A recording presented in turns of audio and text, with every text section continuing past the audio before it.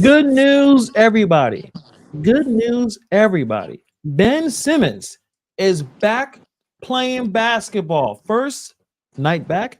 I know I'm surprised too, Pedro. I'm talking to Pedro. This is Pedro and Hannibal YouTube channel. And Pedro I is think not I've touched the ball more than he has in the last year and a half. yes. Right.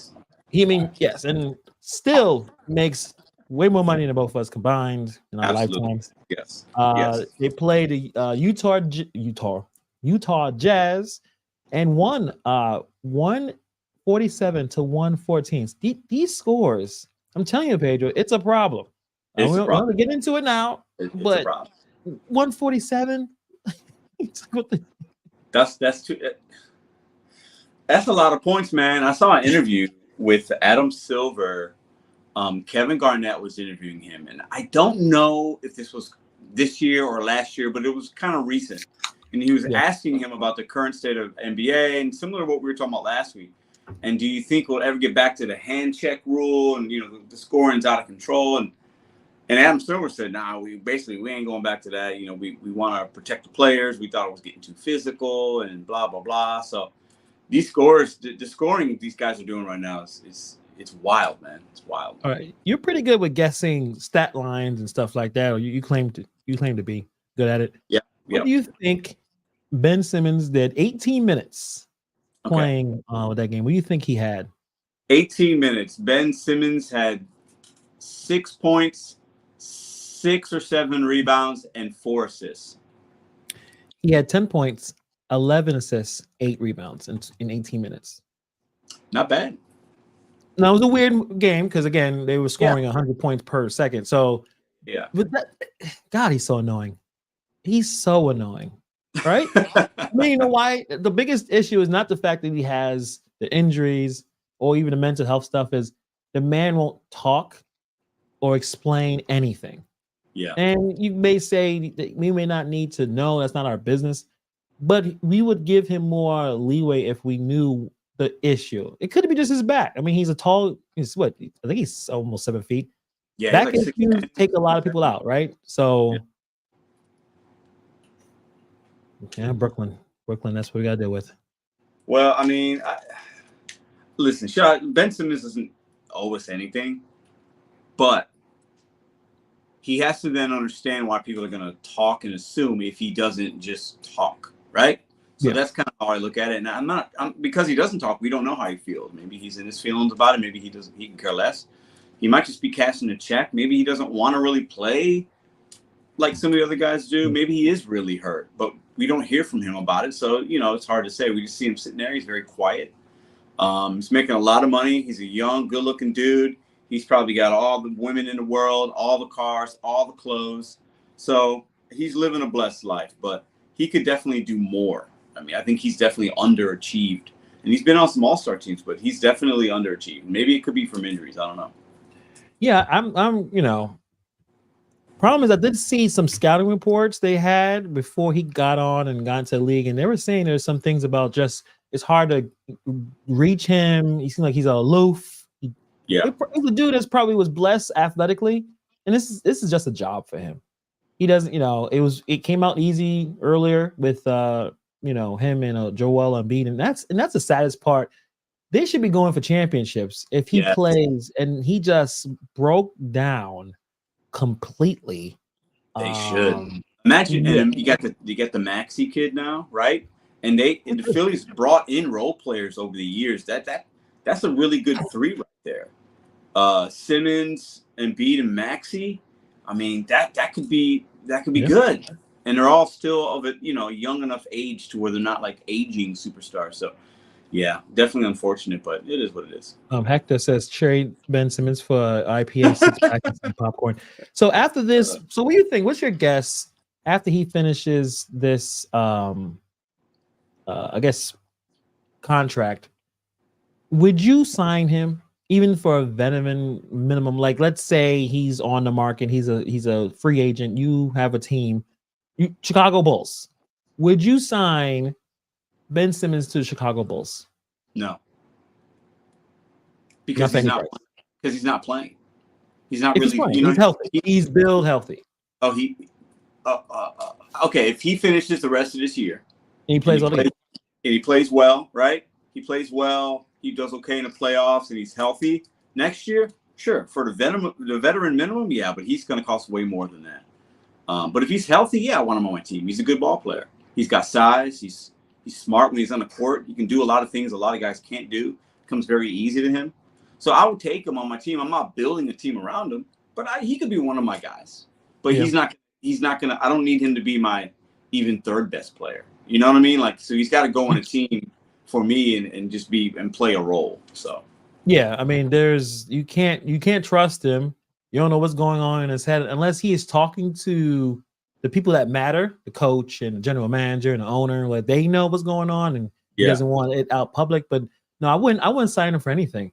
No. You can't trust him because the problem is your expectations lead to this fantastic player that 18 minutes he's getting almost a triple double. And then he's either back or he got the yips. He can't score. He wants to overpass where he should be finishing strongly. He's scared to shoot because his swarm is really bad and it's not. Yeah. Don't seem to be improving. Doesn't want to improve. Yeah. So no, I think I would not sign him for anything. I think. So also, he's burnt me. So the Knicks. The Knicks want him. And the veteran minimum is not a lot of money, right? No, bad idea. Or something. Yeah. So you don't want him on the Knicks for $2 million? No. Can't mess with my boy Jalen. And also, we can talk about him real quick because now it's just getting silly. Like every time I open up the app, they talk about Jalen Brunson. Like, okay, Jalen Brunson isn't, he ain't Kobe now. Like, let's all slow down. Like he's great, but then there's people who hate on him. Like there's so many other players too. Hate on. Why are you bothering Jalen? But we'll get into that because I have a lot of stuff to talk about. And let me ask you a question before we get into that. Did he get snubbed for an all-star start? Should he be starting over Dame Dollar? Damon's a better player. But for this season, yeah. We're talking this year. Yeah, season, yeah. I think what Jalen's done, he should be a starter, yeah. But overall, like will you rather pick to be your guy? Damon, come on. Plus, we got to remember, guys, it's a fan vote. So the fans control those starting individuals. So Dame just has a bigger name overall. And he switched conferences and stuff. So Dame didn't start. I think this is his first starting all-star, which is amazing to me. But because he was in the Western Conference going up against Harden and Westbrook and Curry and Luka and these other guards at that position, he hasn't started yet. So I'm okay with it, but I think Brunson definitely has had more of an impact and overall a better year, I think. So like Damon is more famous. If Jalen does this for a few more years, just because he's in New York, he's going to get more votes, and he probably. But it's not. He needs to be on. He's an all-star. But Hector says if the Lakers pick up Simmons, they will go to the Western Conference Finals. I would say, I don't think it's a difference. No, I mean they're going to probably try to trade D'Angelo Russell. I've been hearing that the DeJounte Murray guy from the Hawks trying to get him. He's going to trade and block. Yeah, speculating. But Russell's been actually playing pretty good ball the last 5 or 6 games. But the Lakers are just the problem with them is they're just old, right? Their best players are really old. And LeBron's having a great year. AD's actually been very healthy and been playing very, very good. But they're just old still, and they've got inconsistent guard play. But Hector, he might be right. I don't know.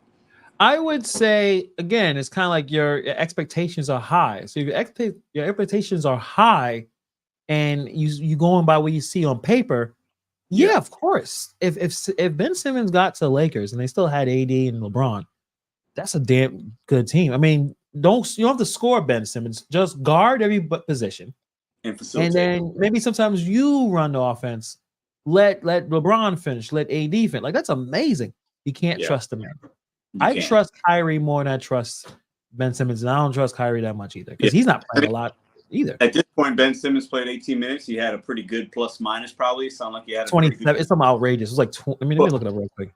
But it was I wouldn't be 27. If tomorrow the headline is Ben Simmons has a hurt back out for 2 weeks. Like what I'm saying? Like that wouldn't surprise me, right? Because he played 18 minutes, so that's not good. So Hector says Jalen's field goal percentage is better, more points per game. he got screwed. Well, screwed it's fan vote. So fans. I mean, Dame Dollar has been doing it for a long time. But let's get into Jalen real quick. So over the last couple of weeks, New York Knicks are still the hottest team in the NBA. They won today. They beat who they beat? I didn't get to watch it. They beat the Hornets. Well, that's not much of a win, but they won. Over the last couple of weeks, I've been seeing more of me and you, we learned pretty early on. When they signed them, we were like, good signage, but that's a lot of money. Yeah. But all right, cool. That's a good. No one said, oh, that's a terrible signing. It's like, it's solid. Like, he'll help. No one knew how great he was going to be, except a very few people, and obviously his father and Leon Rose, the GM, and the Knicks. They seem like they figured this out. But lately, I've been getting you see some messages, which is weird about his play or his potential to lead the team to championship. So what I'm saying is, Becky Hammond, the head coach of the Las Vegas Aces, she coached one of the assistant coaches for the Spurs. We all believe that she knows basketball, but for some reason she was talking about having some skepticism about Jalen Brown's ability to lead a New York team in the postseason. He's too small. Having a smaller player, the only one that could do this is Steph. I was like, all right, cool. I mean, I still feel like if he's doing great, why are we even putting it up there, trying to compare him to Steph? No one said that, okay, he's doing well in the Knicks, that they're going to win the championship. So I feel like there's a few weird shots at Jalen Brunson, which is I feel like it's unnecessary. Candace Parker said some crazy stuff the other day. She was like, yeah, he did well in the first round, he didn't do that great in the second, or something like that. Lie, total, she didn't watch the game. She wasn't watching the game. He was the only guy that was doing anything. That was averaging 31 points. It was Randall that kind of went, it kind of went small. So I'm wondering, is it the light skin factor again? Or they're looking at Jalen Brunson's light skinness and how nice he is, and you could barely hear him speak. It's very monotone. He just works hard, and because he's getting a lot of attention, because Knicks fans are a little crazy, they will yell about how great their team is. And the problem is the Knicks are a great team right now. You can't deny it. You can't deny that. Is it that, or is it because he's just on the Knicks? If he did this on a different market, they wouldn't be taking these weird shots at him being too small, or he can't lead a team. Candace Parker, she's a fine woman. She did not watch him playing.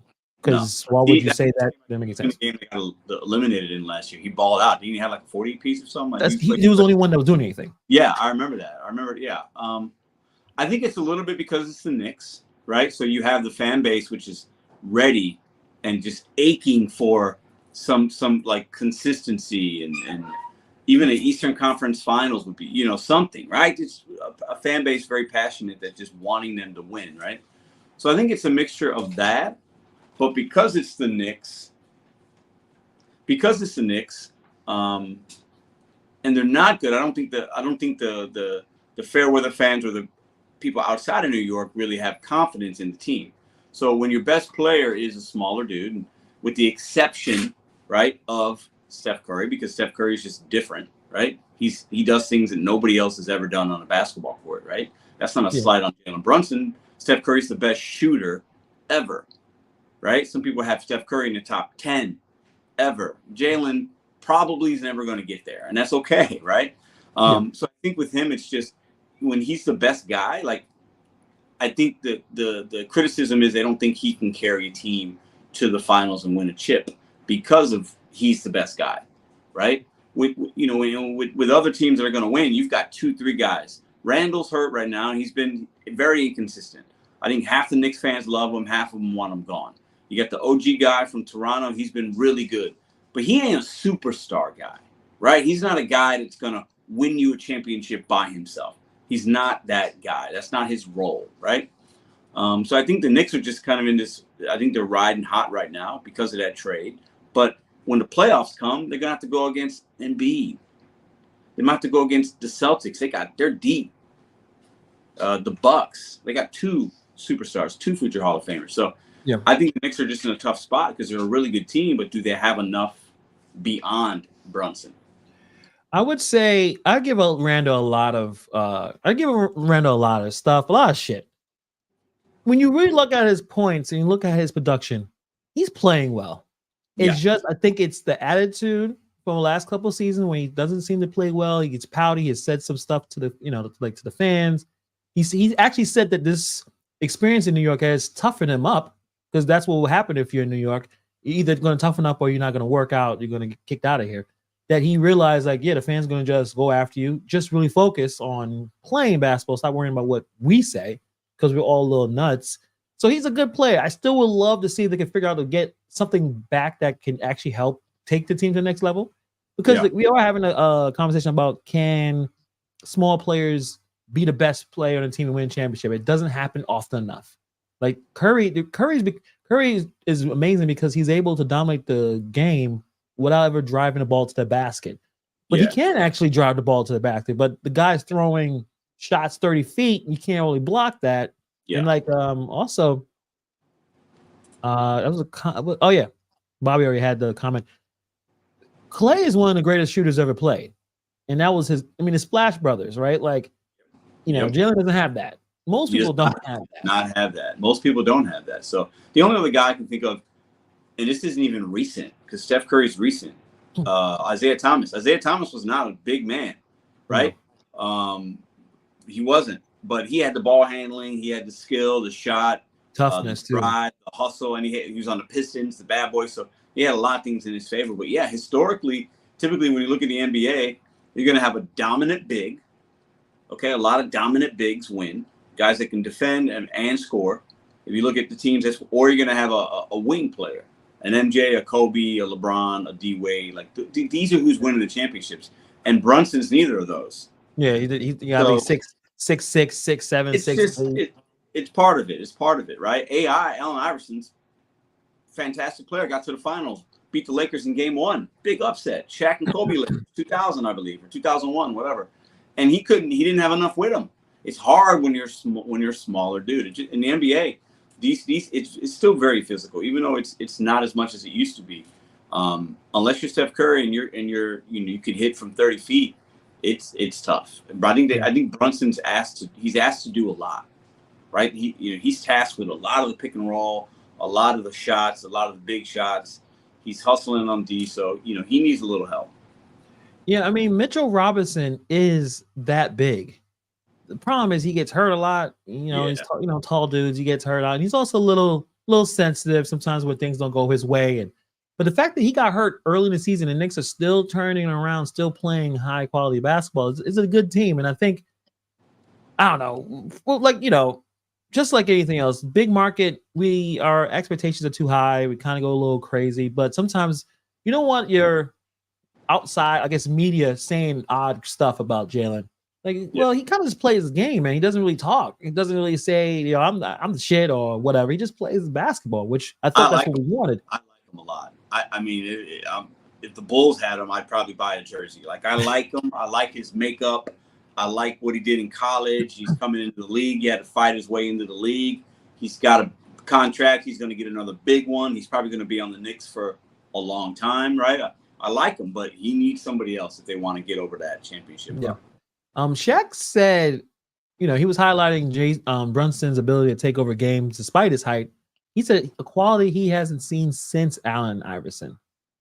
Those are big. And even Barkley, which I know he said this. He said, Jalen Brunson has made the team relevant for the first time since Patrick Ewing.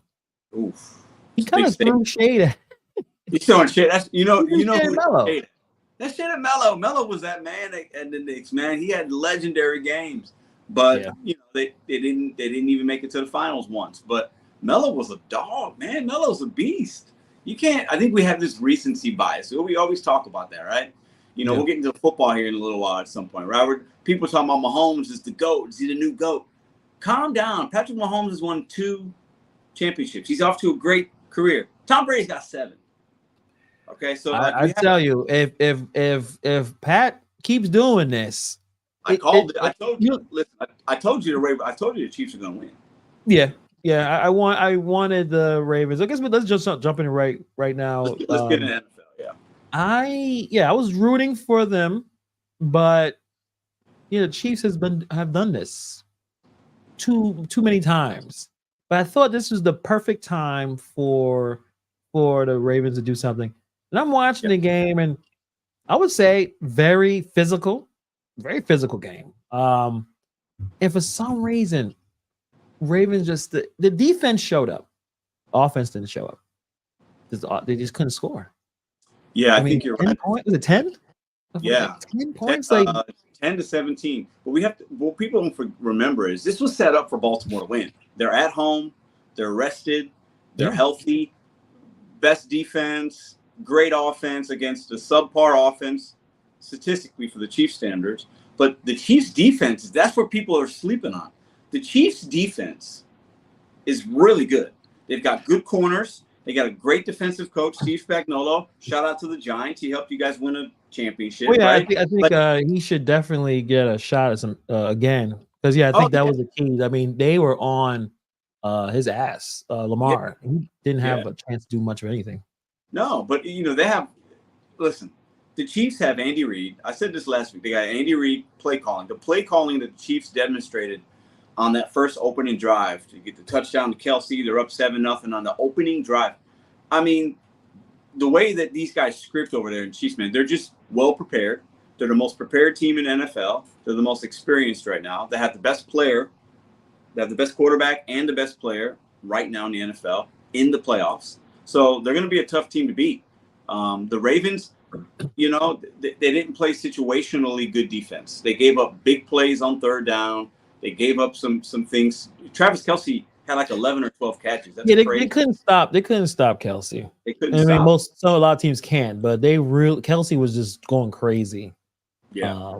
Let's say Hector says, he said Flowers blew that game for the Ravens, and no one's talking about it. I don't see it like that. I think that Flowers played good. I don't mind the taunting, whatever. Like, they shouldn't even have called that. I thought that was a little cheap, but whatever. But the problem is he got what he got. He's taunting the guy, and the same guy that he was taunting made a play on the football. A fantastic defensive play. It was chippy. They were like, it's a bit of a rivalry. The only thing is it a rivalry when one team is always winning? Probably not a great rivalry, but they were chippy. I mean, Kelce was trying to get into a fight almost every play. Even he had nothing to do with it. He's ready to fight. I don't know, because his girl was there. He got a little extra. I mean, apparently she's there every game now. When it's funny, when the Chiefs were winning, I'm like, okay, if the Lions win, this looks fake. This gotta be. Now I'm gonna have to come up here and throw my rantings and my conspiracy. If the Lions win and you have Eminem here and that chick over there, I know, right? It doesn't look real. But well, good thing the Lions should have won. And I'm gonna get a little controversial here, but I'll say this: as far as the Ravens, and the Ravens are going to be back. Lamar Jackson's phenomenal. They've got a deep team. They'll reload, add some pieces, but the Ravens are going to be fine. If anything, they're back in the next year. Yeah, they'll be fine. I'm saying, like, what you think that they should just reload, come back? Like, why they? I mean, Bobby had a good comment. The Chiefs' defense made playoff Lamar look like he just got drafted. He just didn't look good. Well, the problem is they only had 6 rushing attempts between Gus Edwards and the Hill guy. Now that takes away, Lamar ran for a few, but 6 rushing attempts for the #1 rushing offense in the NFL. So what that tells me is, okay, obviously they were behind a little bit, but not by much. What that tells me is they put it in Lamar Jackson's hands, play calling for him to pass. That's not what he does best. He's a good passer, but Lamar Jackson does best when you give him a mix of the pass and run, off the play action, design runs for him to keep the defense guessing. The defense was able to come back and say, you're going to throw the ball like that much? All right. You'll play into the secondary strength. So bad play calling for the Ravens, in my opinion. But they'll be back. But the Chiefs are like the Warriors. Think about the Warriors, the times they were going to the finals and playing the Cavs every year. The Warriors winning. And then people love the Warriors, and now they don't like them. A lot of people don't like the Chiefs right now for whatever reason. Blame it on Taylor Swift. It's a little bit of that. But they're probably good. I got them beating the 49ers. That is my Super Bowl pick. So I give Patrick Mahomes a lot of credit because he deals with a lot of distractions. It doesn't ever affect him in any way. Sometimes we get looked that one time he got mad even though he was wrong. But you think about it, like he has a wife that some people find annoying. He has a brother that is annoying. That is And annoying. then now he has to deal with, the most famous woman on the planet dating your best player that you throw the ball to. Like, you need Kelsey to win the Super Bowl. You if he gets hurt, you're not gonna win. That's a security blanket. That's the one guy that for some odd reason he's always open and they can't take him down. But he's able to do that and still ball out of his mind. It's the offensive schemes when they see Patrick Mahomes, the reason why he's one of the greatest ever, okay, at the quarterback position is his pre-read of the pre-snap defense and his audibles out of it and him being able to motion guys and figure out, are you zone? Are you man-to-man? He does that better than anybody. Peyton Manning did it really well. But Mahomes disguises it better when he puts guys in positions. And if he sees Kelsey's got a one-on-one with a linebacker or whatever, or even if it's not one-on-one, if it's zone, Kelsey does a good job of getting into soft parts of those zones. Those guys, when they're hot, and I think right now they're a little pissed, they're a little angry. The season didn't go the way they wanted to. People are doubting them. Patrick Mahomes is a little, he ain't Lamar Jackson, right? Lamar's different, but Mahomes is built. He's got that dog in him too. Like Mahomes is super competitive, and I think he's playing with a chip on his shoulder, and he doesn't have anything to prove. But he played really well yesterday. The numbers don't, he didn't throw for 404 touchdowns, but situationally, on the most important play of the game to ice the game, he throws it to a guy that has dropped the ball like 10 or 12 times this year. And that ball fell on his ass, and he still caught it. Yeah. He still trusts him. His quarterback play is what wins you.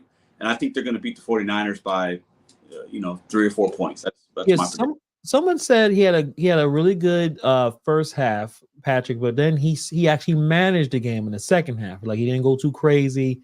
Lamar threw some interception that didn't help. Hector says that Lamar took too much time to decide if he wanted to run and throw. He looked confused in the pocket. I mean, Steve Spagnuolo, people don't realize he's a really good defensive coordinator. I mean, we remember him. I remember him very vividly putting together the defense to win championships here in New York. So you would think that he should definitely want to get another shot, but maybe he's just happy being in DC because he's really good at it. He's one of the best in the league right now. That Chiefs defense has been really good. They get a little bit better every year. They've drafted well. They're and they're playing with a lot of confidence right now. So I think the 49ers are the favorite right now, the slight favorite. I think the Lions lost that game. Dan Campbell, his ego got in the way. This guy, I talk about like your biggest strengths, your biggest weakness. His strength is he's very aggressive. He's a great leader, great motivator. I think he's a really bad football coach. And I know not everybody will agree with that, but I think it's one thing to be the rah-rah guy, to have guys play hard for you. But his X's and O's and game management has cost the Lions a trip to the Super Bowl. I thought he let his pride and ego or whatever get in the way. He should have kicked the field goal to tie the game with 6 minutes to go. I think he's very sloppy coaching. And if I'm a Detroit Lions fan, I'm not happy because they should have won that game, hands down. The problem is that aggressive play has got them 12-5 and got them there. So do you change who you are fundamentally? Like he doesn't kick. He takes those 4 downs. I mean, Bill Belichick does it. You can in the playoffs change your fundamentals because you got to realize that what people love about Dan Campbell is his passion and his aggressiveness. And I think the players like that. But you have to, a good coach, in my opinion, would kick a field goal in that situation. I think a good coach, regardless, because you have to understand sometimes it's not about what you got, what you did to get there, because you're already there. Okay, how do I win right now? Because I've never been in, Dan Campbell and the Lions have never been in that situation. Up 17 with a chance to kick a field goal to stretch the lead. And then later on in the fourth, a chance to kick a field goal to tie the game to where even if the other team does something, you're probably going to get the ball back. And if they don't do something, you're going to get the ball back with time and probably win it with a field goal. So I think he got in his own way. And it was hard to watch that because I'm not rooting for the Lions, but I kind of like the story because it got a really lot. I wanted the Lions to win, and I think it would definitely been a big story. It would have been some rigged conversation, but you think Lions never been there before. they have been really bad for extremely a long time. So you want them to finally get there. Bobby says analytics are solid during the regular season. Playoff requires just a decision making based on context.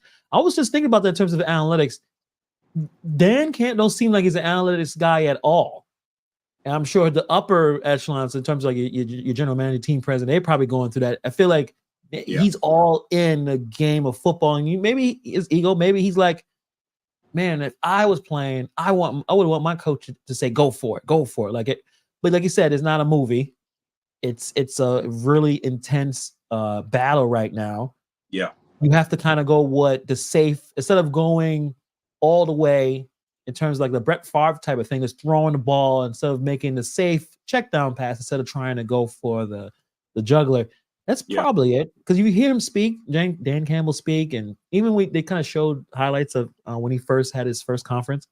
It's all, I'm gonna kick you in the teeth, and he believes that shit. Oh yeah. But you're right. You have to scale down a bit. Up 17, and the other team scores like 27 or 24 unanswered points. I stopped watching for a minute. You have to stop the bleeding. You have to kick a field goal to get a little momentum back and tie the game. Okay, you have to do that. You can't, and it's all hindsight, right? I mean, if the guy catches it or whatever, or if they score, it's different. But that didn't happen, so you're going to get the questions. And I know he's fine with it, but I thought he missed. I thought he got way out coached.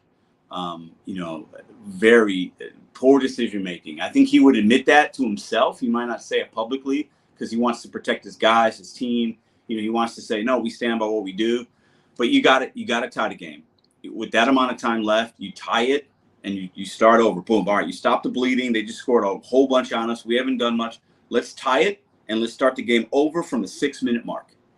And I think if he would have did that, because if this wasn't a long field goal, it's a reasonable field goal, right? If they would have did that and managed the rest of the 6 minutes, I think the Detroit Lions win. I think they win that game. Yeah, I remember the first half. It was 24-7. I'm like, this is again a blowout. And then I saw Brock. He didn't look good. He looked confused. I was like, what's going on over here? Like, he just, he had that one good run with Christian. But I'm like, all right, I guess this is it. I mean, Lions came in, did what they were doing. And then later in the game, I'm like, it's 20 something. I'm like, wait, what happened? Yeah. It was crazy because I had the Chiefs to cover, and they covered because they won, and I had the Lions +7. So I'm at the end of the game. I'm like, you're gonna go. It don't matter. Yeah. The 49ers scored. They go up 10. I'm like, oh shit, I might lose this bet because now they're up 10. But then they get the last touchdown, the Lions on 4th and goal. So it was like a late score. I remember that. Yeah, it was crazy. I think Dan Campbell's a great leader, great motivator. I can't say he's a great coach. Not yet. I think it's still to be determined. He's only 3 years in, but I think he cost his team a chance to win that game by his pride getting in the way, saying, I just got to stick with who I am. And instead of learning that he's never done this before. So when you're in a different situation, it doesn't mean you're always who you are. You have to be willing to either listen to the people around you, think about the bigger picture. And I think he thought about the moment and versus managing the rest of the 6 games, starting over at 24, 27 or 27, 27, whatever it was. But it is what it is. I mean, the Lions won me money. I was very confident the Chiefs would win. The Lions but they were getting 7 points. I'm like, that's a lot. And I think they're going to make it close. So I'm happy because, we cashed the ticket. So, it's all about that money. I guess for him and his coaching, his future of, how, it's centered around the balance between the analytics and adapting to the game flow. Yeah. And the context of what's going on. And he needs to do a better job of that. And he may need to kind of scale it back a bit. Look how everything is set up. Check how your team is feeling. I mean, they were getting beat up. I mean, first half, and you know how weird it is. I know I used to think that after the first half, when they go into the locker room, they develop a whole new strategy to how to come back to the next half. And then reading a few articles and some conversations, they don't do anything. They're just eating oranges and trying to recoup because I guess the team plan is already set in. There's not so much you can do, but I do believe there are some momentum changes between the first and second half. Oh, So yeah. it depends on where I think the Lions thought they were going to win. Oh, for sure. And I think for me, the momentum shifted when Jahmyr Gibbs, really talented rookie, he fumbled, right? And the defensive 49ers hadn't been making a play. They made a play, got the fumble recovery, scored. And then from there, that was in the third quarter. And it was just touchdown, field goal. And it was, I think the Lions just kind of cashed their ticket too early. I think the players weren't as aggressive in a good way. And they let the 49ers come back. And then I think they went for fourth down twice. Dan Campbell did when he could have. He lost 6 points. 6 points was lost to his points. decisions. So it is what it is. I still like him as a coach. I think he's a great leader, motivator. I love to play for a guy like that.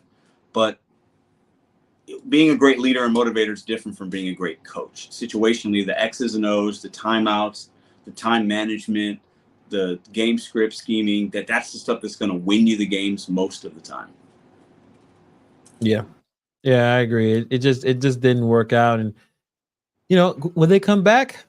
I don't know. I mean, there were some failures. I mean, also there was some retreat. Some of the receivers were dropping passes. Some of the they couldn't stop. They couldn't protect Goff at one point. He was getting beat up too. So, the idea, can they come back? I don't know if they're gonna come back next season. I don't think they're gonna be there. What do you think? I think they're going to be a good team. It's hard to get even to the NFC Championship game, and I think the teams in the NFC are going to get better. I think the Packers will get better. The Bears should get better, right? The 49ers are going to continue to be good. The Cowboys are going to be good. The Eagles will be around. So it's not like the teams in your conference are getting worse, right? They should be in the Super Bowl. I think Dan Campbell knows he fucked up. That's how I look at it. The moment got the best of him, and he was trying to be too aggressive when he needed to be a little more smart. So we all been through that before, right? We all been in a situation where we were too aggressive, and you scale it back. Everyone's looking at you and embarrassing yourself. Bobby has a good comment here. Detroit Lions fans gotta feel like their dog died after blowing a 17-point halftime lead. That's actually a pretty good apt. I mean, obviously you should care more about your dog dying, but it's really bad. It was poor Eminem just sitting there, with that bleach beard, just not bleach meaning bleach like the color, you can tell it's darker than it's dyed for sure. It's dyed, which hey, nothing wrong with that. But we'll see. So who you got winning? Kelvin says don't count on the Bears. So thanks, Kelvin. Appreciate that. So who do you got? You got Niners. You got the Chiefs. Who do you think's winning? Niners, Chiefs. Okay, so I feel like I'm just being really boring by just going with the favorite. Now, you said the 49ers are the favorite? Yes. Right now. Well then I guess I'm going to underdog then. I'm going with the Chiefs. Okay. People like Brock. People like Brock Purdy. He does pull some good games out. I don't trust him as much as everyone else does. And he should win. He should win the game. You got Christian McCaffrey. You got Deebo Samuel. You had George Kittle. You talk about moving the defense. Yeah. They should win the game. They got Fred Warner, one of the best linebackers in the NFL. They got Nick Bosa. They got the other guy from the Redskins, Chase or whatever. Yeah, Chase White. They got Trent Williams, the best offensive tackle maybe ever. Right? They're loaded. They got Pro Bowlers all over the place. They should win. They should beat the Chiefs. They should win, but if I'm looking at the quarterbacks, I'm gonna pick the guy that's been there. Mahomes, it don't matter. Mahomes is gonna just figure it out. He's just gonna figure it out. He's been there. Brock has it. It's I guess we could try to break it down more, but yes, I think 49ers have a better overall team. But I know what Steve Spagnuolo is going to look at. Look at Brock Purdy, and then if Brock gets scrambled a little bit, throws interception, it can go really bad really quickly. Or, which I think 49ers should just do this. Just do simple check downs. Just give it to Christian. Do just him and Deebo. Just do the short stuff. And then maybe I would say, do more of a game management style rather than trying to keep up with Patrick, because you're not going to be able to keep up with Patrick. No, he's going to make plays. I think Purdy's going to make them too. But either way, I think it would have been a better Detroit Chiefs would have been better for just Yeah, other it would reasons, have been better. Yeah. like the things we talked about. But I think as far as the game goes, I think it'll be a good game. They played each other just a few years ago, so they got a little rivalry going. So at the end of the day, I'm going to watch it regardless of who's playing. But I think the Chiefs. There's tons of 49er fans. I mean, 49ers won championships. They're just as historic team as anyone else. So people will show up. It's everyone over the West Coast, I'm sure they're gonna be going for the 49ers. Yeah. So I think it's solid, but I definitely think it would have been a sexier pick if we went with the Giants. Slim will give you props. Look, Bears gonna be undefeated with Fields and Harrison Jr. Look at that. That's a lot. No. I think the Bears are gonna. It looks like they might pick the Caleb Williams guy, man. I think they might go Williams, trade, and with the 9th pick, they can still get like the neighbor's kid from LSU, which is a good receiver, or another receiver. I think they're gonna get Williams. I don't want that, but I understand why. I think they're afraid to not draft him, and then he just is the next Patrick Mahomes or the next whoever, right? And then it makes the franchise look bad, but. We'll see. I think it's going to be interesting. The problem is when you're a bad team or a bad franchise, you're just whiffing on the quarterbacks. You just keep getting them wrong. Like with the Giants, well, they're still dealing with that. Or the Jets, right? Before Aaron Rodgers, it's just Sam Darnold. Sam Darnold was in the same goddamn class as what? All the players, all the quarterbacks that played? Same as Lamar Jackson. Well, I don't think they had a chance to get actually, yeah, they could have got Lamar Jackson. Oh, they could have. The Jets could have got Sam Darnold, Jackson was 2, right? Josh Rosen. There was like a few guys that were ahead of Lamar Jackson, and none of them are starting right now. So that's the idea. Is like if you figure this out, right? Like if you can get the quarterback, then you can just start plugging everything else. So the problem with the Bears is, do you believe in Fields or not? Yeah, because he's another sexy quarterback in college that looks great, even though you don't know he's not in the NFL program and system yet, but he looks really good. And we're looking at Fields and seeing his, looking at, things that he's not great at. Yeah. So we'll see. We'll see. I mean, I think, I guess, football's going to end and we'll get more into basketball. I think there's a lot happening. The scoring's crazy.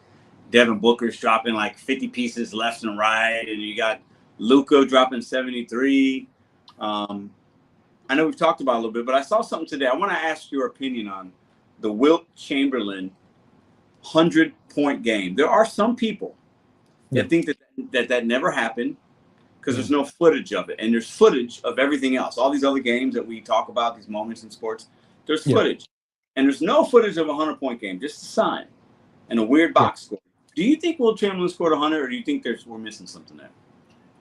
Well, I know that a lot of games were not televised back then, because Wilt was playing at this point 80 years ago or some craziness. Like he played in the 50s, bro, 50s and 60s, something like that. So, 60s. Yeah, I'm sure it probably happened. I think if it didn't, something would have came out. It probably wasn't all that sexy when you think about it. I think it was him. They probably just gave him the ball every time he went down, and he was so damn tall, so athletic. I mean, his ability to move and jump from just a little bit of footage I've seen, when most people did not look or have his level of athleticism, I can see you scoring 100 points. I mean, we see it in high school, in college, which is different between the pros and not the pros, but I think it happened. I think it happened. Yeah. I mean, I know you don't think the moon. We didn't land on the moon. I don't think you don't believe that, right? We didn't. We didn't land. But for the NBA, someone would have said, "No, that didn't happen." I mean, at this point, is anyone who's alive could even say they saw it? I know that's my point. There's no evidence. Everyone is dead, dude. That's what I'm saying. Slim Pippen brings up a good point. He was 7'1", 300 pounds with a 4.4 dash 40. Of course, he scored 100 on them pimp tweets. Yeah, sure. Yeah, that's why I'm kind of, listen, 100 points is crazy. But it's almost like, I think what these guys are doing now, Kobe's 81, Luka's 73, and Embiid 70. To me, that's more impressive. It just is. I know it's less points, but I feel like it's more impressive. I would say, yeah, the competition. I mean, every year I feel like Kobe's 81 is a bigger deal than what we currently seeing because players are not playing defense. They're not defending it. They're just letting them score, mostly because the analytics, they're trying to speed up the game. So, get that guy to score so we can come back and just bounce back and forth. I think these 70-point games are, I don't know. I feel like long term is not a good look. I think eventually we're looking at this like it can't be all-star gameplay because I don't watch the all-star games anymore. They're not good. I don't even know what they're doing. Like the weird segment system they have now. I don't watch it. The all-star game used to be fun. Yeah, defense was not big deal, but eventually everyone stops the bullshit at the fourth quarter and play. And that's when you want to watch it. But now it's everyone's best friends or business partners, or they're dunking and throwing up half-court shots. I mean, it can be fun to watch for a little while, but then it's like you're not really watching basketball. Right. You're watching a pickup game. You're just watching expedition. You're watching a rec league pickup game or whatever, and it's just everybody's just doing what they want, and it's just these guys are so talented. They do great things, but it's just different. It's lost the luster. But I think I don't know what they can do. So I think the fans like it. I think it's good for business. We see all these points, right? It's good for the sports betting. It's good for a lot of different things when all these points are being scored and a lot of players involved, right? So I think it's good for business, but it's definitely watering down the game a little bit. But I don't know what we can do. I don't know how you go back. We're never going to be able to go back. So, no, I agree. I think as long as the money is flowing and the ratings are high, there's nothing much going on. But when that's when people start to change. Okay, we got to do something. People don't care like they tried it with the in-season tournament. They're like, okay, people realize it's a lot of games and we don't care until end of the after the All-Star game. Let's try to bring some excitement. So, if everything is working well and the money's making, this is it. This is the NBA we're watching, and we only going to care and the playoffs. Why? Because the playoffs is when they're not. No one's scoring 70 points in the playoff game. What play? There's not happening. Not going to happen. 45 is like 70, right?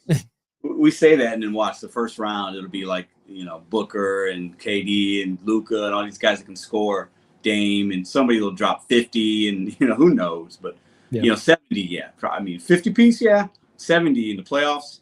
Everything gets ratcheted up a notch. Yeah, it's probably not going to. Slim says the MLB has the best All-Star game in main event. Probably, right? At least in terms of you can still play as close as you can. The home run derby is great. People don't watch the MLB. Also, you sure? No, people don't. MLB viewership's down. In total games, everything that no one's watching. Nobody's watching those. And I think the NFL has completely gone to flag football at this point. People don't really watch that anymore, right? The NHL is kind of fun. What's the average age of a MLB fan? They're older, I'm assuming. I don't know. I'm not sure. If I had to guess, it's not young. It's got to be 50. The average? That's my guess. That's my guess. I could be, but I would say that MLB fan maybe 50. Of somebody that's I'm using AI to ask. It's taking forever to load up. Yeah, that's not good. I mean, you gotta find ways to get the young folks to care because the older fans will be gone. You still have to figure it all out. But it seems like there's still some excitement for the game, like some of the big signings I've seen, and some of the exciting players is out there. Or it takes too long. We'll come back to it when the goddamn thing all loads up. A lot of the younger kids are following soccer, obviously basketball, football. That's the young kids. The star power is more there. They're attracted to the star, the big plays. MLB's, it's an older man's game. It just is. They're trying some things, but it hasn't really worked. The viewership's down overall for a lot of teams. Yeah. And then I see this article here that says MLB is looking to grow its younger fan base. But it's still popular, but it's still the oldest amongst they don't have an age here, but they have it. MLB has the oldest fans among the major sports with the average age of 57. This was a study that came out 7 years ago. Yeah. Mhm. See, I Yeah. mean, I would say the NBA is in the 30s maybe, and I 42. 42. Mm-hmm. Yeah. So I mean, that's significant. That's 15-year difference. That's a lot. Yeah. Yeah. But now I can say, yeah, 42 because I'm 40, so that helps. I'm kind of still in the I'm still in the younger part. They said for NFL is 50. But the NFL is Interesting. so popular, it doesn't matter. It doesn't matter. It, Everyone is watching it, or at least to some extent. They definitely gonna be checking out the Super Bowl. They got the Usher. I know you guys are a fan of Usher. Anybody? No. uh, yeah, but I wonder what he's gonna do. What kind of show is he gonna put on? What do you think, man? It's He's gonna be already in good. Vegas, and he's already did a resident. Like, so I'm sure he's gonna just make it bigger and better than what he's already been doing. So he's been doing the Vegas residency for a minute. Is he gonna take his shirt off and shit? Is he gonna I do don't know that? if he's a shirt taking off a guy. That was a terrible way of saying it. But I don't think he takes off his shirt. He's gonna dance his ass off. That's Yeah. 100%. Would 100. he have special surprises? It is Vegas, so it's a bunch of people who are already there doing the making either having the residency where you have shows, a couple of shows a week. So I think Usher's going to be amazing. I think that's going to be a solid halftime show. You don't have to worry about it being boring or Jack Harlow embarrassing himself. Bobby, I appreciate you for bringing up Dolly Parton again. We need to bring her up at least once Listen, episode. what we need Usher to do his thing, and then he brings Dolly out. All right, and then they're doing something that'd be good. I wouldn't mind it. I mean, you would hate it. I know you don't like Dolly for some reason, but we appreciate Dolly and what she is. I don't want no smoke from the Dolly Parton fans. Dolly Parton's phenomenal. She's a great person, donates lots of money, and you don't want to have sex with her, and that's weird for me and Bobby. Sex with a great grandma. You're right, 100%. That is a factual statement, Hannibal. I don't. I think they're probably going to be some surprises with the Usher. But I'm looking for that. Looking forward to that. Somebody from Atlanta. Oh fuck! Here we go. Usher comes out. Yeah. And at some point, he's got Outkast out there with him. I mean, come on, man. That'll be kind of cool. That would be crazy. I mean, you can get Ludacris and Lil Jon are probably going to be there. That would be. Yeah, definitely. If he brings in some of that ATL influence with him, this could be one of the better shows. Okay, so yeah, like his Confessions album is probably his best album. Oh yeah. But a lot of that is more like sad. You can't sing "Burn" at the Super Bowl party. Like what? Yeah.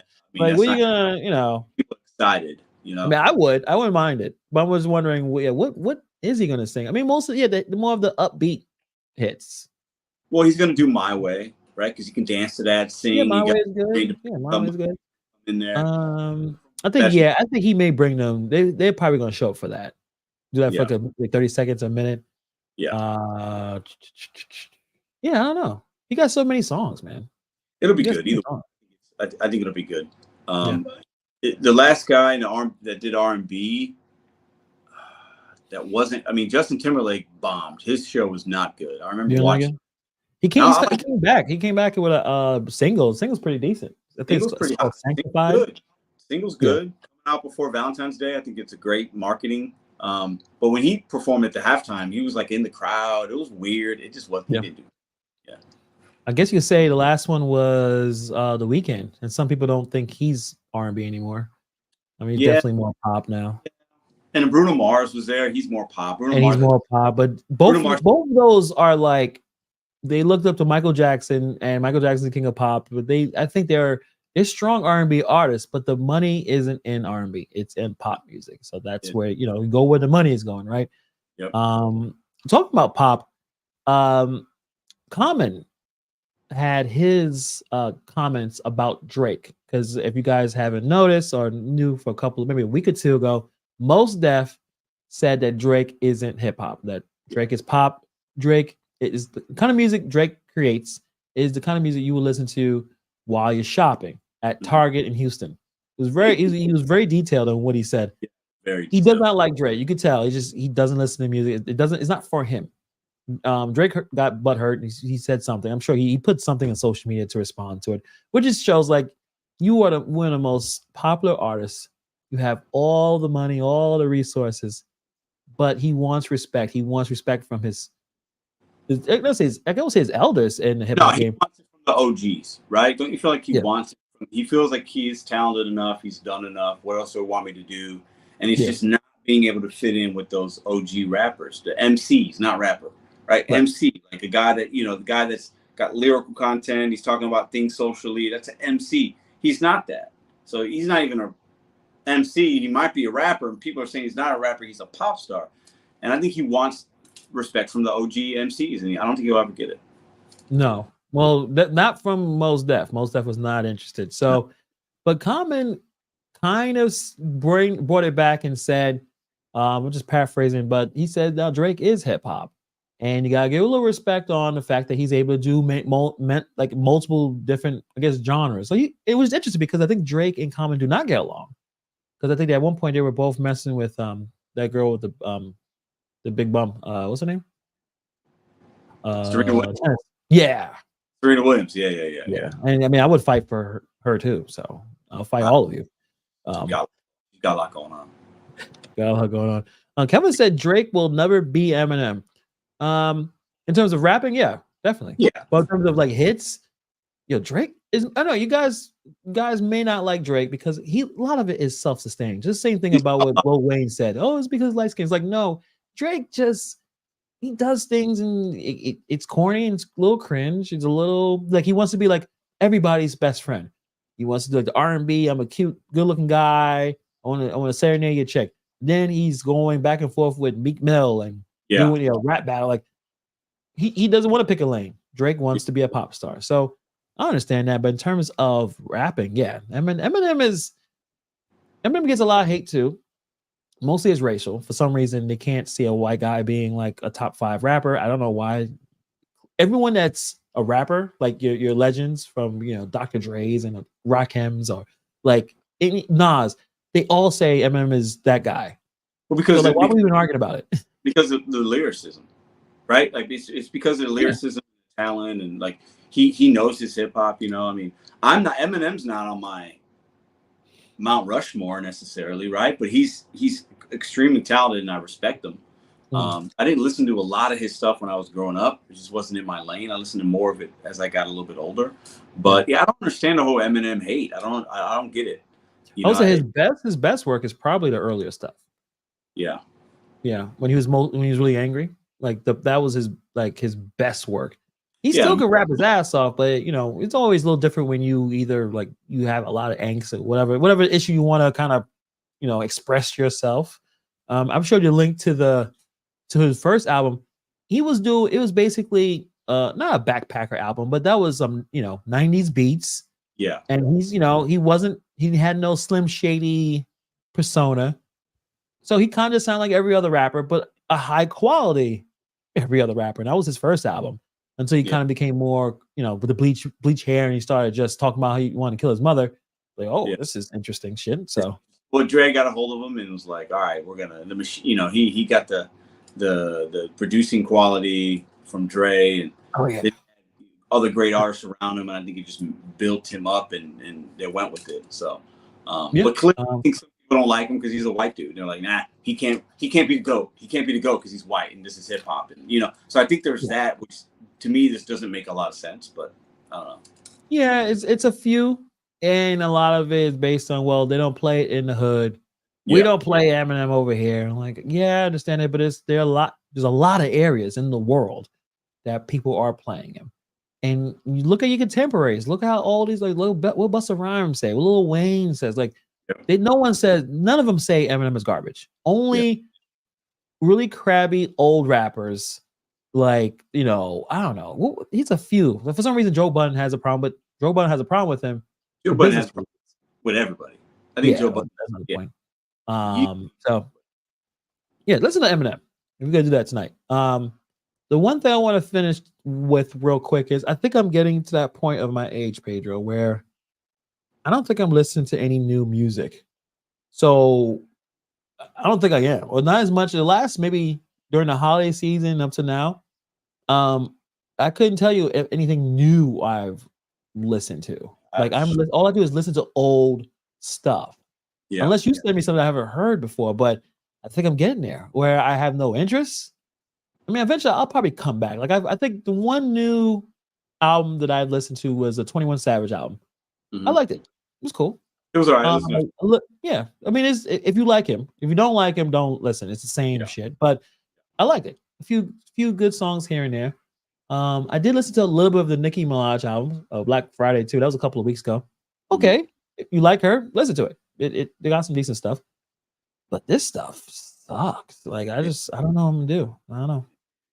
It's over. It's like we want something new. So obviously, if a Kendrick or Ye, J. Cole, if anybody comes, one of the OGs that we like or people that we like comes out with something new, we're going to listen.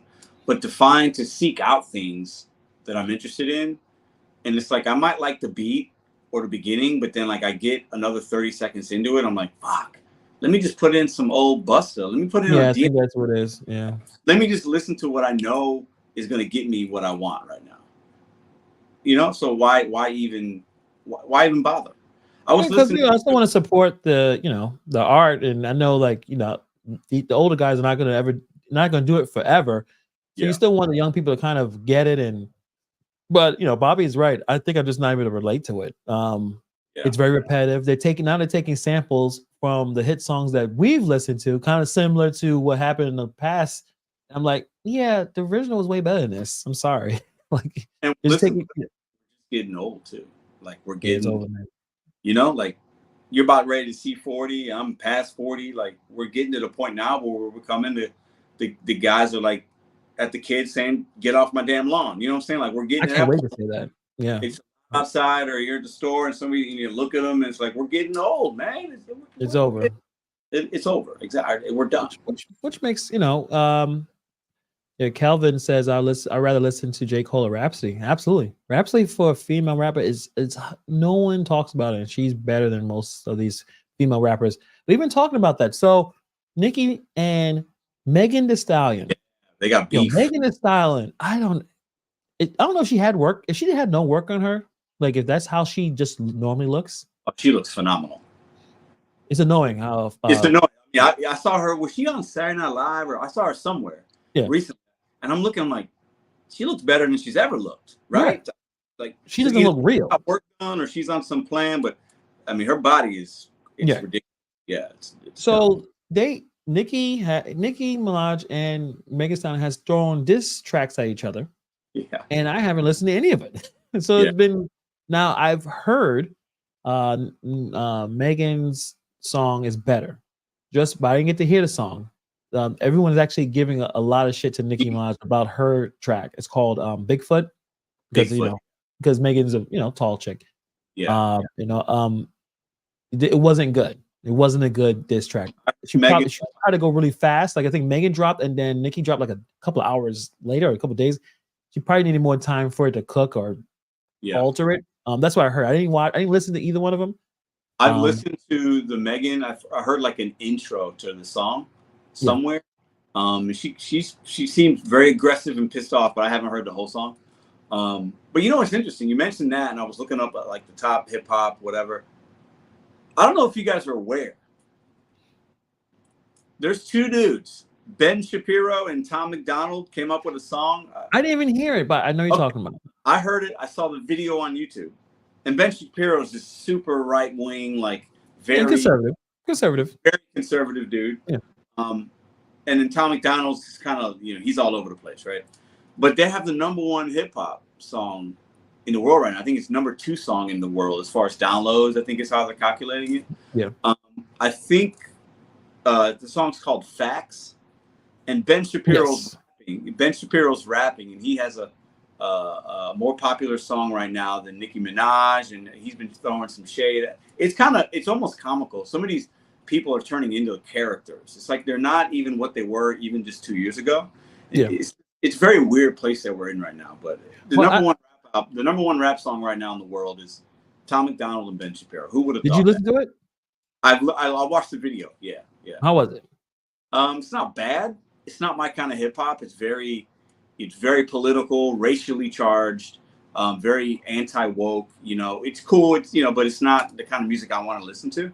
But it's very angry music, and it's very anti-establishment. I will say that it seems very like, we're not, this Tom McDonald guy is not for any of this woke stuff, and he's very anti-liberal. So his message is very strong in the other direction. But I looked at it as comedy because you got Ben Shapiro rapping. He's got glasses and a chain. I'm like, what the fuck am I watching, right?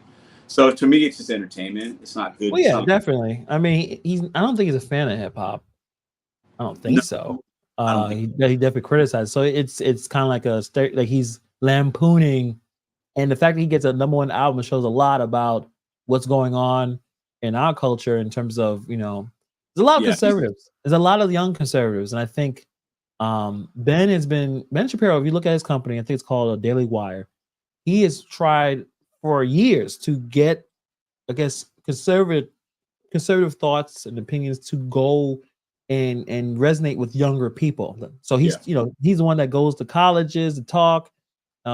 He thinks he has a good message, and what works for him, or what he wants to work, is try to get mainstream appeal. So movies, TV shows like that. So you could tell that's what he's trying to do. And this rap album helps because, again, young people are, they're looking at what's going on and like, is this a better way? I mean, that's a different conversation entirely. But what do you?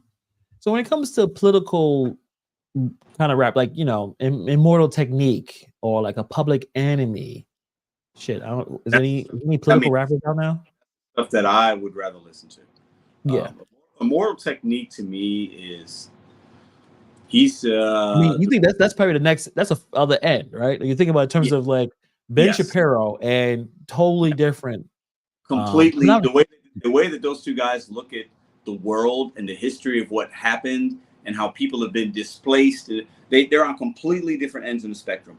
But it's funny because there's a lot of similarities behind some of the message between these gentlemen. But for me, Immortal Technique kind of like the Rage Against the Machine of hip hop.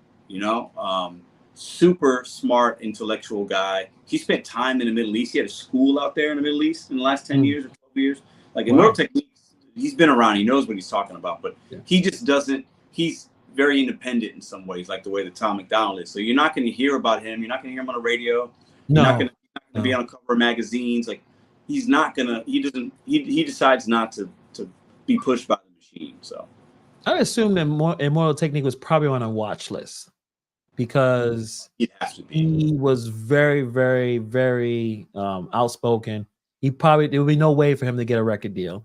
I don't know if he was one of the rappers that was on a track that literally said Bush knocked down the towers. So he was not going to get that kind of mainstream appeal. But in Immortal, I haven't listened to the Tom McDonald. I don't know if he's on a level lyrically, because another thing about Immortal Technique, lyrical beast. Oh no, Tom McDonald does not have lyrics. He has words, but his rhyme flow is simple.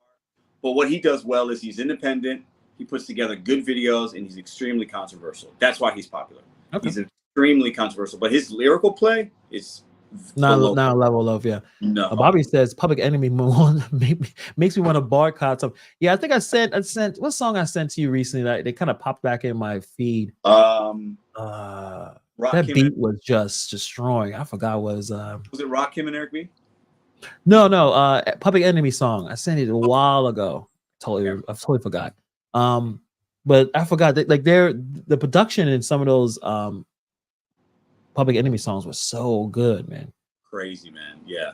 I mean, that's some of the stuff that's why it's like now it's like something comes out and the production could be good and the beats have evolved, but like the old stuff just hits better, man. And and I think even if you have like our dads, right, which could be in their 60s or whatever, right? The music that they were listening to, like my dad's still listening to the same shit he was listening to. He's not listening to the new stuff or stuff that was coming out necessarily. Oh yeah, definitely. You know what I mean? Like you get to a point, like we've talked about it, and I think you get to a point where you like what you like, and you don't really need to seek out new stuff because you've got a catalog of your stuff that you enjoy. So yeah, I think it also is like that nostalgic connection. So like a lot of rappers that I really listen to, like I remember when ODB's album came out, and you see the cover of him basically taking a picture of his EBT card. Yeah. And it's not earned by time, people. It was something else back in the day in the hood.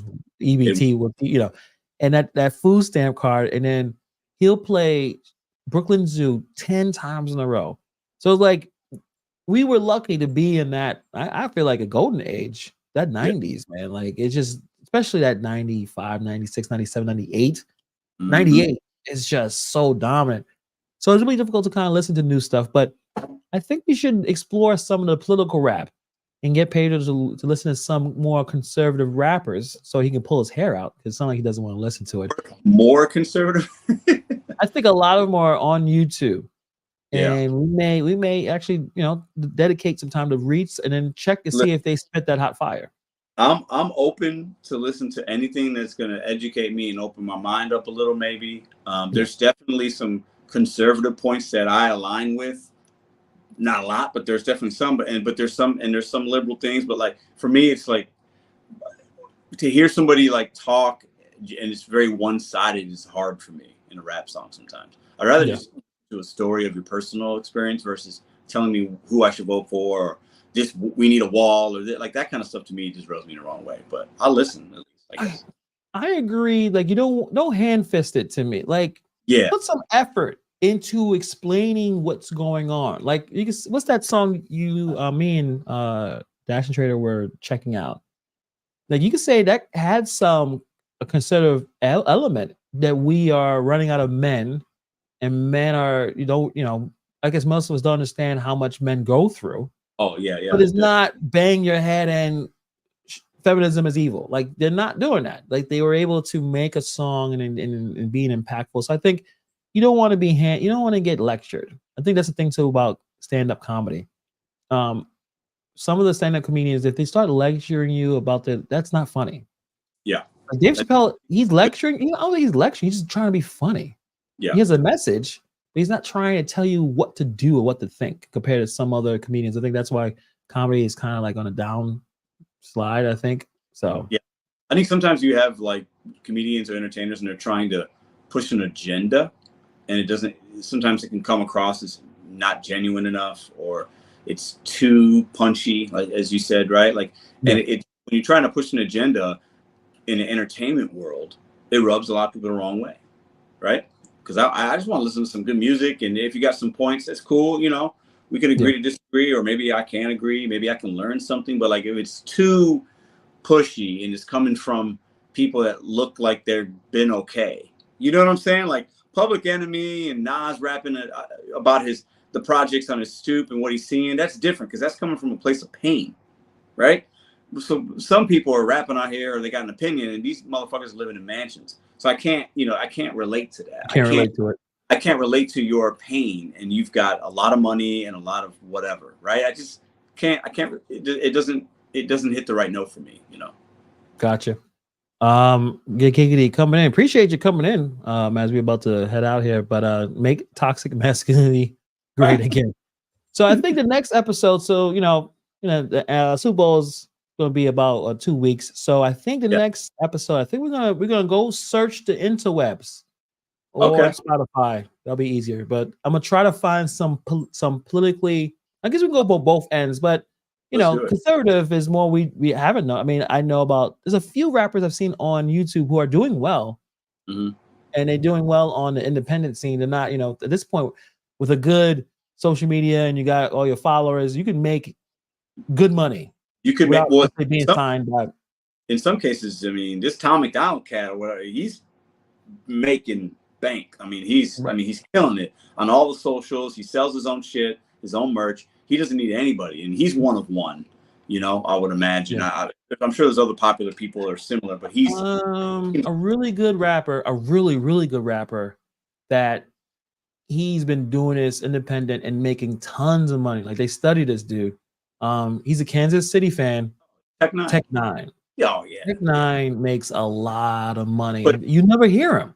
He's been doing it for over 30 years. Yeah, probably he's been there for a minute. Yeah, I mean he kills it out in Kansas City, and not just Kansas City, but the Midwest, he's super popular, but he's been independent before it was popular with the newer guys, they should definitely study his blueprint where you don't have to be beholden by some of these corporate machines and just make all your money. Like I said, the merch, everything is probably he's getting way more money then he would have signed a deal. So definitely something people should look at. But we're going to do that. We're going to look at some political rap. I mean, some conservative rap, and then we're gonna let Pedro see if it's hot fire or not. I'll read the last comment from Nothing But Silicone. Appreciate you coming through. I hope the 49ers lose.